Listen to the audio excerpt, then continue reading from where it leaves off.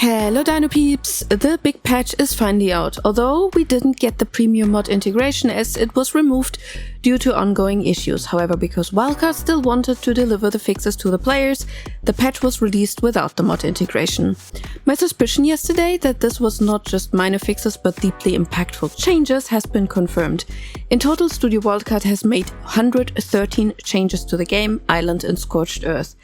Since I don't want to bore you with every little change, I'll summarize the patch into categories and then you can decide whether these changes affect or interest you.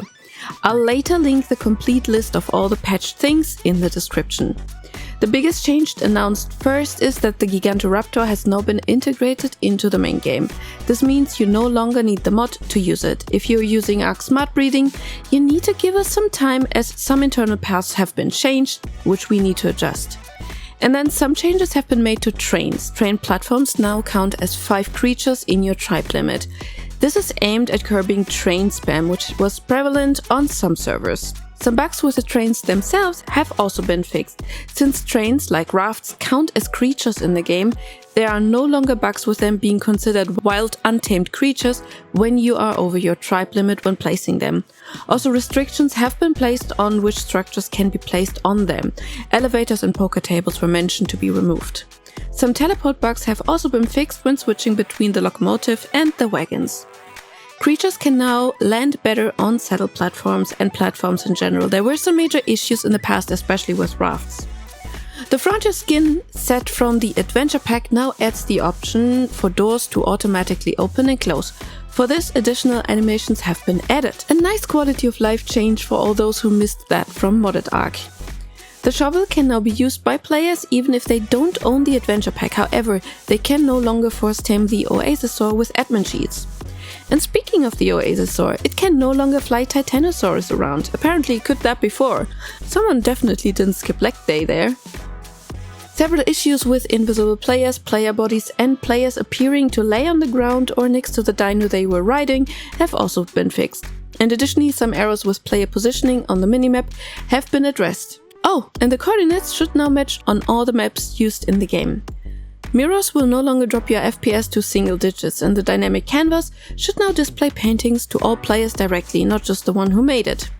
Several issues with overly bright light effects have also been fixed on Scorched Earth.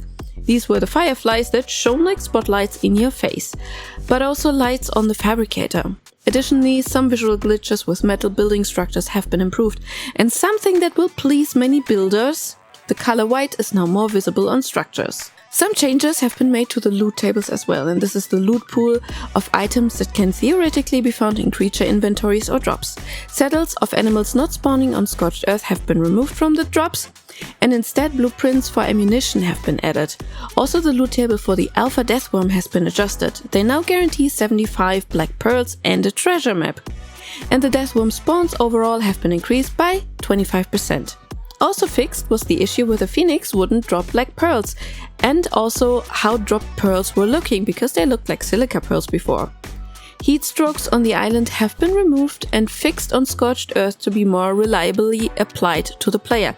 However, not as frequently as the frequency of weather events has been significantly reduced. And speaking of heat, or rather fire, fire wyverns no longer toast you from your tame, but the damage goes directly to your tame, or in case of a tamed fire wyvern, it fizzles out. Then a lot of bugs with fire wyvern eggs have been fixed. No eggs, too many eggs, too little eggs at once. Additionally, the eggs have received a higher resolution texture. And to prevent wyverns from being so lonely, wild animal spawns have been added to the wyvern trench. The Morel Toops has received some work. It will no longer attack every tent it sees for no reason, but if the tent breaks, it can finally be repaired.